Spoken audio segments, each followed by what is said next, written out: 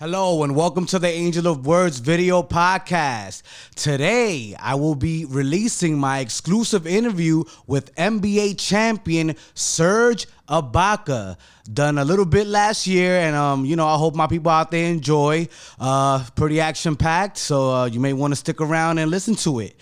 But in addition to that, I want to talk about something that is very important to me and has been for I wouldn't say a few years. I'll say about like 20 plus years. And that's what's been going on with these guys. With those New York Knickerbockers.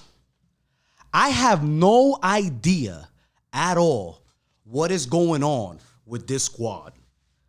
But I'll tell you one thing, I've had to abandon them. And I've gotten a lot of flack for abandoning the New York Knicks this season, but I had to. It had to be done.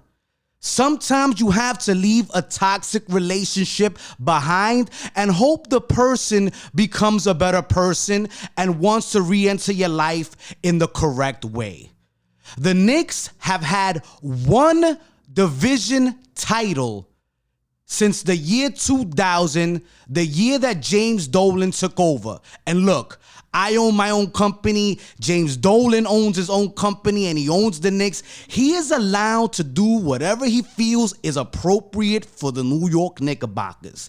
But I'm telling you right now, NBA fans, New York Knicks fans, if you want to show the owner that you are upset with what's been going on with the franchise over the last 20 years, you got to stop supporting them. You got to stop going to the games. You got to stop accepting free tickets from guys that get season tickets and no longer want to go because they stink. You know what I'm saying? You have to not be involved with the Knicks anymore. The only thing I view the Knicks on is the Knicks fan page on Facebook just to keep a long eye as to what is going on. But I can no longer subject myself to viewing mediocrity. And I don't think that any of you Knicks fans deserve that as well.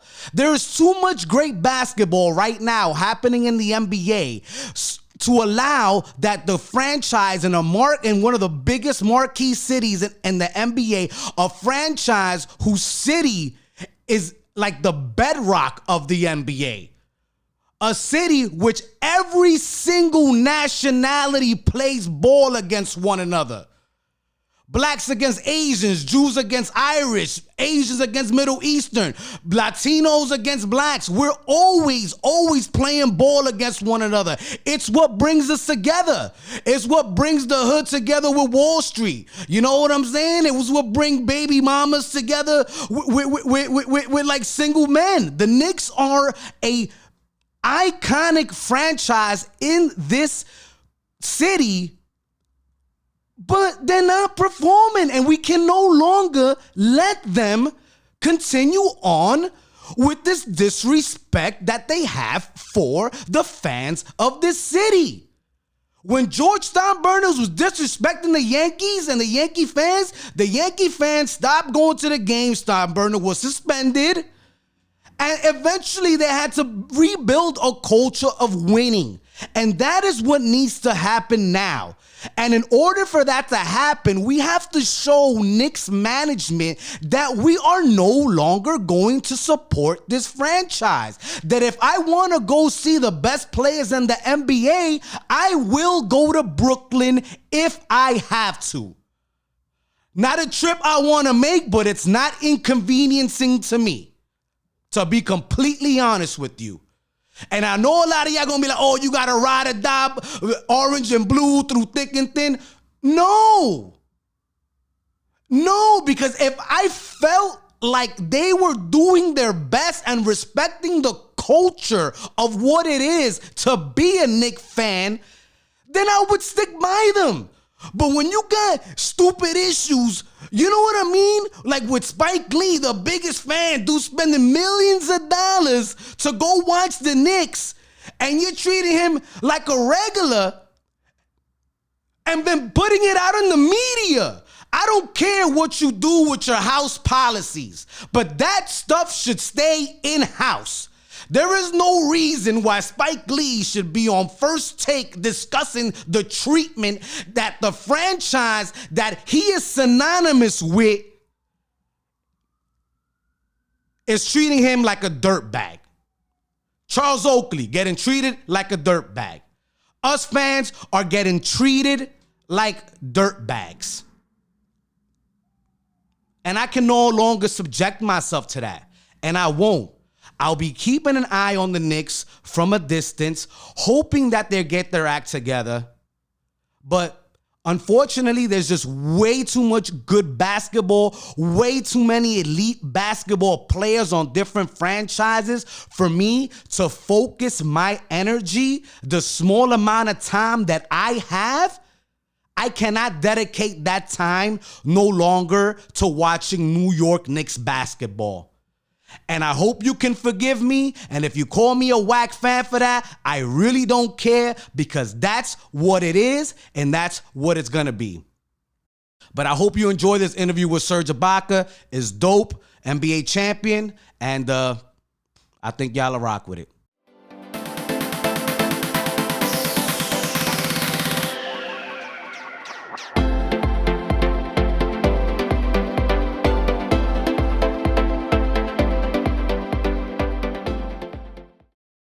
How you doing, Serge Ibaka? This is Angel Quiles from Blue Magazine.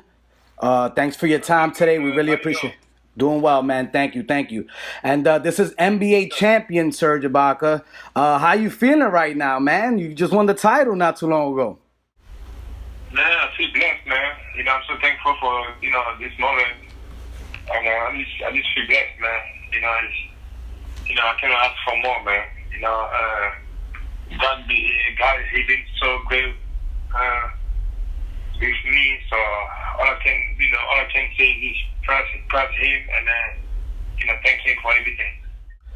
Now, Serge, was there any point in the NBA season where you realized that your team had the best chance to win the title? Yeah, since the beginning of the season, when we got Kawhi and Danny Green, and I already know we had a chance at least to make the conference final.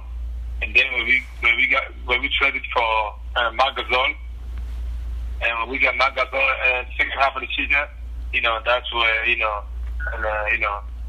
start feeling it. I start feeling that, we got great team, we deep. So that's where I start feeling that.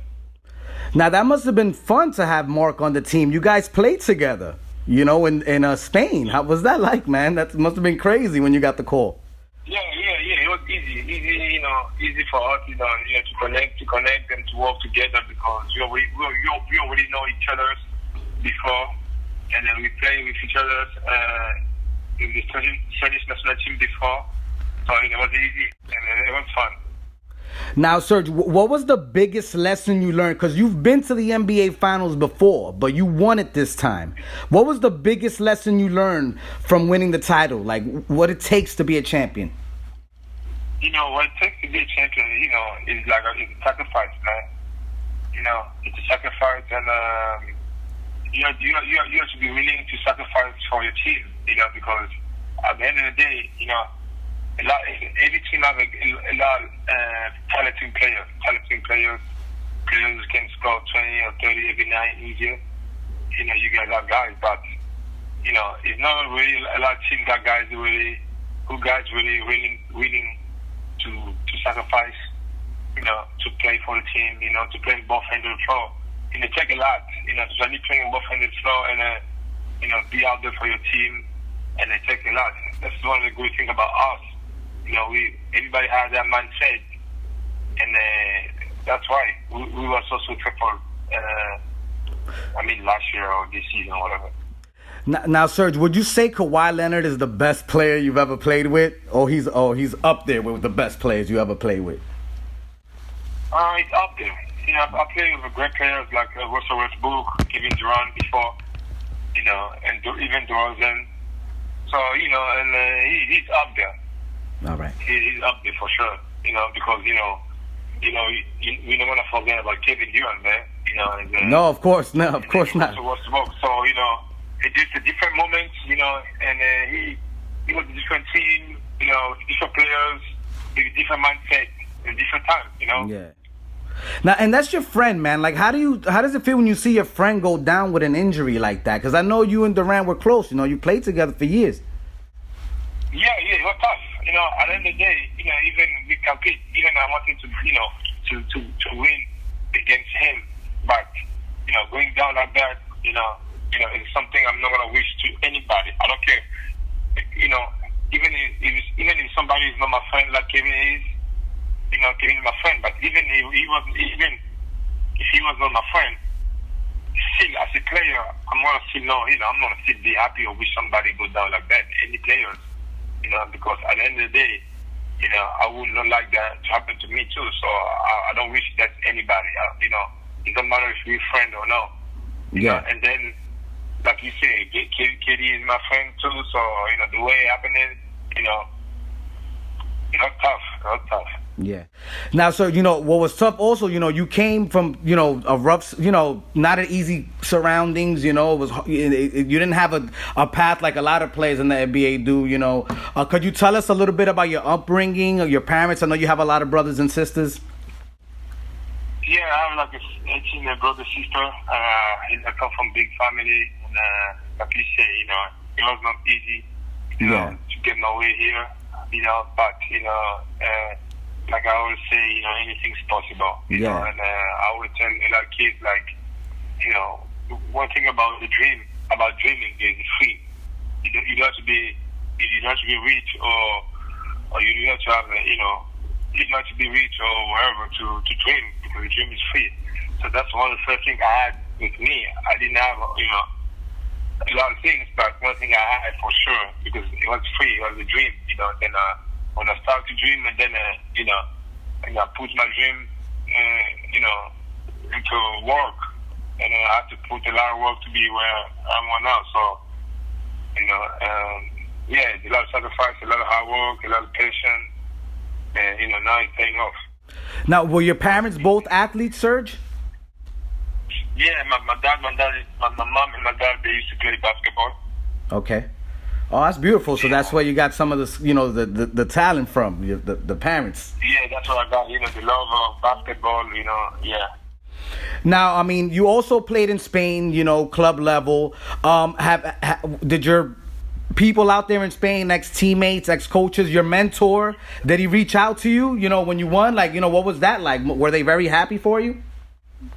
Yeah. Everybody was happy for me. Some people who know me from a long time. A lot of people are happy. People who know me, they know like how hard it was for me, to be here where I am now. People who know me, they know how I work every day. How I put a lot of time in the gym. To be the player I'm now. It's not easier, but people who know me, they know like what it takes, to be in this position. So of course they were happy for me. Now, how did you celebrate, Serge? Did you buy anything? Did you go anywhere? Like the world is your oyster now. You're a champion. What have you done? One of the first things I did was, I took my daughter. I took my daughter to vacation. Oh, beautiful. And, we spent time together. And, of course, I had to, take my time and have fun. But one of the most important things I did is, I just came back from home in CONGO in Africa. Yeah.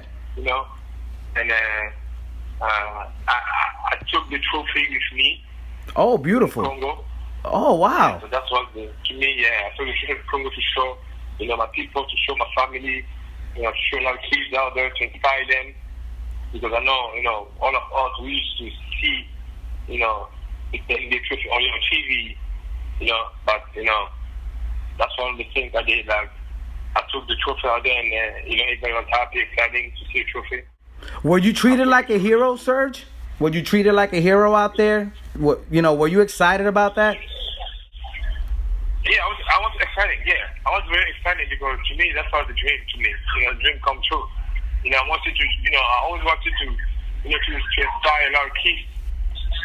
Back home, because since I was the first and the only one, the first one who made, here in the NBA, and I wanted to inspire them, to let them know, it's no matter where you come from, or who you are, or what family you come from, you can still reach your goal, or you can still make your dreams come true, and with hard work and be patient and discipline, and anything possible. So that's why I took the trip to back home. It was a great moment, man. It was unbelievable. So have you even thought about the upcoming NBA season, or have you been just enjoying your time right now? No, one thing about me, I always work hard. I always want to get better. No matter where I am or what I have. Because the first thing, I love the game of basketball. Yeah. Like I said, my mom and my dad used to play basketball. So since I was young, I fell in love with basketball because of them. Yeah. One thing about basketball, I just love to play the game. And I love to enjoy watching myself getting better. So, I be working hard all summer. I'm not satisfied. What do you Yeah. Sorry. Because I still believe, I have another level to reach, and so I just put in work, man. So I just keep putting in work and try to get better and better. Oh, sorry, Serge. I was just asking, what are your expectations for the Raptors this season and yourself? Do you see yourself making an All-Star game? Yeah, every summer. But one thing, about me is every summer my goal is always, just try to make the All-Star. Yeah. And win the championship with my team. That's every summer. Mm-hmm. Since my day one, right? Mm-hmm. So, every time I come, I try, and I fail. I say, you know what? Okay, I'm gonna stand up again and go work and come try again. So same like with winning a championship. I've been trying for 10 years. After 10 years, I won, my first NBA championship, right? Yes. So the same goal is gonna be. The same goal is gonna be. The same goal is gonna keep going. Same like as being an All-Star. I'm gonna keep trying. Last year, my goal was to be an All-Star, and I tried, and I didn't make it. But one thing I always explain to people, right? Mm-hmm. Sometimes when we have a goal, okay, and we put in the work, we work so hard to try to reach that goal, and when we don't reach that goal, most of the time we get disappointed, right? Mm-hmm. Or we try to give up. Or most of the time we think like, I didn't waste you waste your time. But something I just learned is, if you put a lot of work, you say, I'm gonna put a lot of work and try to reach my goal. And when you get there, you don't reach your goal. That's not mean you lost. You're still winning. Why? Because even you didn't reach your goal, but trust me, you got better at something. That's a great point. All the hard work, all the hard work you was putting on your way up there to reach that goal. You didn't reach the goal. But all your hard work, and it's gonna pay off in different ways. But sometimes we so focused on our goal, and we forget like all the blessing we have left and right, because you so focusing on your goal, right? Yes. So one thing I just learned about it, because all those years in the NBA, I did try to work so hard to be an All-Star. I never get selected to be an All-Star. But sometimes I used to think like, I'm just wasting my time or whatever. But the truth is not, because at the end of the day, all the hard work I've been putting in to try to reach my goal, even I didn't reach my goal. But now, the same hard work is paying me off because now 10 years I've been playing the league. I just won my first NBA champ. You know, so it's because of all those hard work I was putting, trying to reach my goal. You know. Yeah, you never failed. You never failed. You're just learning lessons along the way. You never. If you put a lot of hard work to try to reach your goal, and even you don't reach your goal, you didn't lose. You're still winning because you getting better somewhere. Exactly. You don't know because you just focus on your goal. So it's the same, you know. And last year I tried to work hard and to be an all-star. I didn't make the all-star, but guess what? I played my best basketball season in my career in the NBA. Yeah. No, you're a beast, Serge. You had a great season, man. Come on. A lot of people wish they had the year you had. So, you know, now I'm gonna go back to your question about, you know, my goal. My goal this year, I'm gonna work hard to try to make the All-Star, and I'm gonna work hard to try to have my team to win another championship. That's always you have to always, you know, have some standard and your goal, right? Yes. So that's my goal, and because when you have a big goal and big vision and big dream, it's gonna push you to work harder because it's big. If you have small goal, you know, or you dream small, you're gonna work small. That makes makes sense. So my goal is always big. My dream is always big. So that's why I have to work even harder because I know it's big. Exactly. Now, Serge, now, like you said, you've been in the league 10 years now, right? And this is a fashion magazine. Has your style changed over the years? Do you feel like you're a lot better dresser than you were when you first got into the league? Of course, yeah. You know, of course, I'm a lot better dresser now. I'm gonna tell you why. There's a lot of facts. You know, it's not always about how you dress or no. There's a lot of facts out there. You know, so one of the biggest facts is like, with years, you're always gonna get better at doing something, right? Yes. And that's one factor. You know, the second one is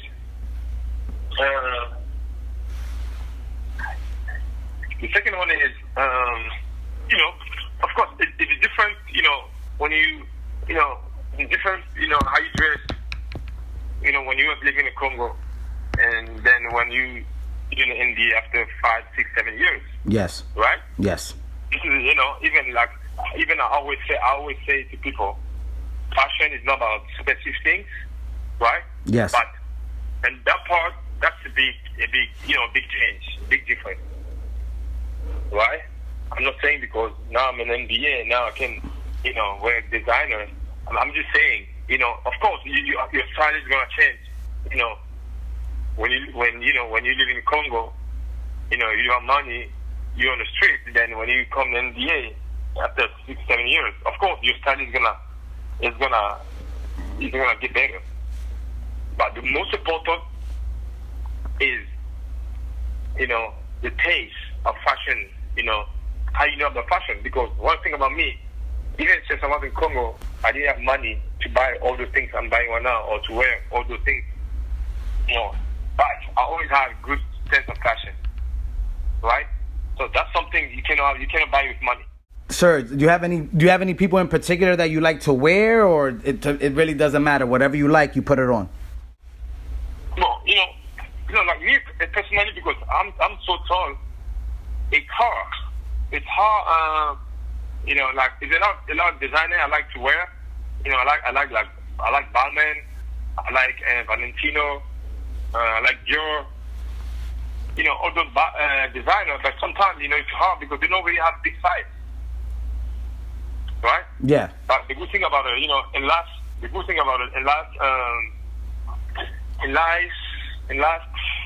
5 years, all the designers they be doing oversized clothes. Yeah, the big for taller people, for taller men. Yeah. No, I don't think they do that for tall men. Mm-hmm. or tall people, but they just do oversized. That's the trending one now. Okay. And then for us, for tall people, it's benefit for us because then we can wear those things. Mm-hmm. You know? Yeah. So that's really helped a lot. Got you. So, Serge, I don't want to take up much of your time, but we're gonna ask you one last question, right? How's things with you and Miss Hilson? Hilson, everything okay? You guys are good? Yeah, we cool. That's beautiful. Good friends. That's beautiful. Yeah. We friends. All right, that's perfect, man. You know, Well, fun, yeah. okay, great. Thank you, Serge Ibaka. We really appreciate your time today. Thank you for your candor, and thank you for your well wishes to everybody out there. And have a great night, man. Thank you. Thank you. Well, folks, don't forget to subscribe on YouTube. We're on TuneIn right now, as well as Spotify and Apple Music. You know, click those notification bells so you know when the Angel of Word podcast is about to go on. And keep on listening, my people. Talk to you later.